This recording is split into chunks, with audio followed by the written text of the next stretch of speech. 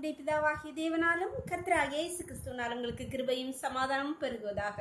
நாளிலும் கூட நமக்கு ஜீவனை தந்ததும் அல்லாமல் தயையும் பாராட்டின தேவனை துதிக்கலாமா? என்னை காண்பவரே, என்னை காண்பவரே, தினம் காப்பவரே, ஆராய்ந்து அறிந்திருக்கின்றே, சுற்றி சுற்றி சூழ்ந்திருக்கின்றே, நான் அமர்வதும் நான் எழுவதும் நன்றாய் அறிந்திருக்கின்றே, நான் அமர்வதும் நான் எழுவதும் நன்றாய் அறிந்திருக்கின்றே, என்னை காண்பவரே, தினம் காப்பவரே, எண்ணங்கள் ஏக்கங்கள் எல்லாம் எல்லாமே அறிந்திருக்கின்றே, நடந்தாலும் படுத்தாலும் அப்பா நீர் அறிந்திருக்கின்றே.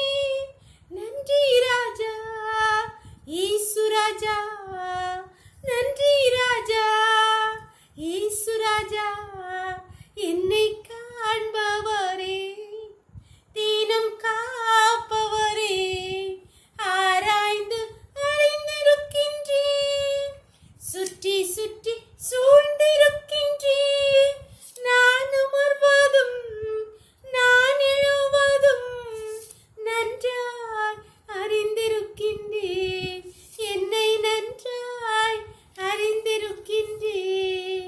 ஒரு வேத பகுதி வாசிக்கலாமா? தானியேல் 4ஆம் அதிகாரம் வசனங்கள் 34 முதல் 36 வரை.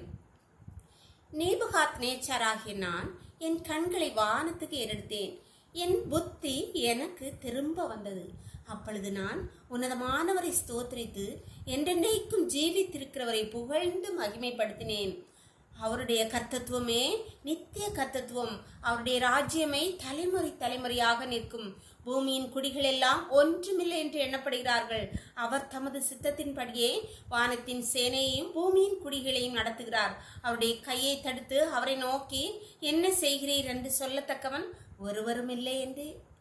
அவ்வேளையில் என் புத்தி எனக்குள் திரும்பி வந்தது. என் ராஜ்யபாரத்தின் மேன்மைக்காக என் மகிமையும் என் முகக்கலையும் எனக்கு திரும்பி வந்தது. என் மந்திரிமாரும் என் பிரபுக்களும் என்னை தேடி வந்தார்கள். என் ராஜ்யத்திலே நான் ஸ்திரப்படுத்தப்பட்டேன். அதிக மகத்துவம் எனக்கு கிடைத்தது. அன்பானவர்களே, நேபுகாத்நேச்சார் தான் சொப்பனத்தின்மூலமாக கடவுள் தான் செய்ய போகிற நீ மனமேட்மையாக இருக்கிறார் என்பதை அவருக்கு உணர்த்தின போதும் கர்த்தர் இந்த நேபுகாத்நேச்சார் என்ன பண்ணுறான்? இது நான் கட்டின மகா பாபிலோன் அல்லவா என்று சொன்ன உடனே அவன் என்ன பண்ணுறான்? மிருகத்தை போல மாறுகிறான். அப்பொழுது அவனை வெளியிலே கொண்டு கட்டி போட்டு விடுகிறார்கள். சில காலம் சென்ற பின்பு அவனுடைய புத்தி தெளிந்தது. அவன் என்ன பண்ணான்? புத்தி தெளியதுக்கு உன்னதமானவரை வானத்துக்கு, என் கண்களை வானத்துக்கு நேராக ஏறெடுத்தேன் நீ அவரை குறித்து சாட்சியாக எழுதுகிறார்.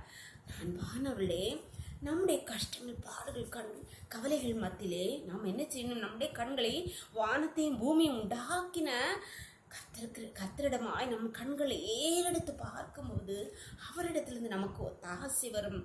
அப்பொழுது இந்த நேபுகாத்நேச்சார் தன் கண்களை வானத்துக்கு நேராக ஏறெடுத்து உன்னதமானவரை ஸ்தோத்தரித்தேன் என்று சொல்கிறார்.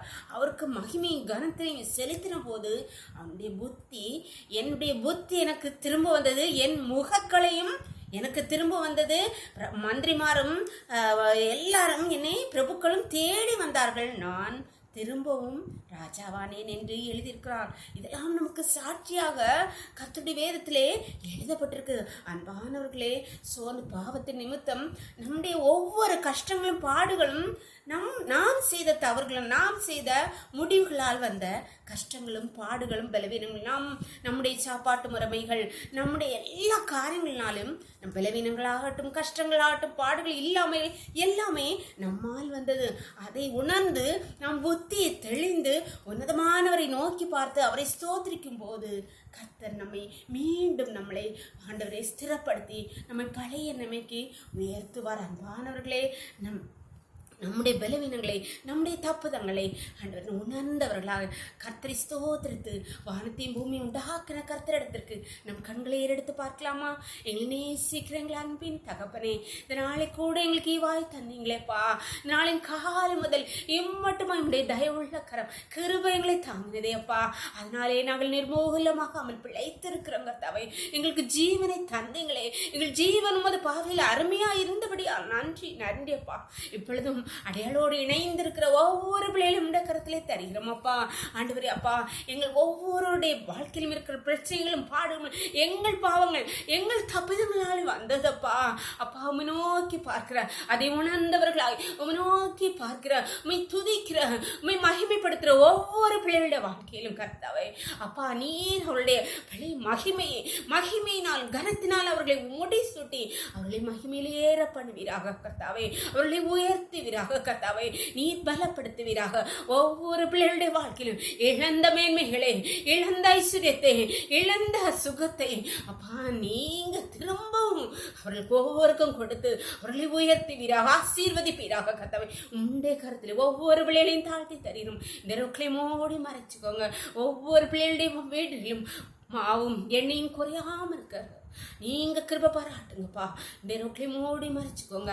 சகல துதி கனமும் வல்லமை பலனும் ஞானம் எங்கள் தெய்வாதி தேவன் ஒருவருக்கே செலுத்துகிறோம். இயேசுவின் மூல ஜெபங்கள் நல்ல தந்தையே. ஆமென் ஆமென். God bless you. கர்த்தர் உங்களை ஆசீர்வதிப்பாராக. ஆமென்.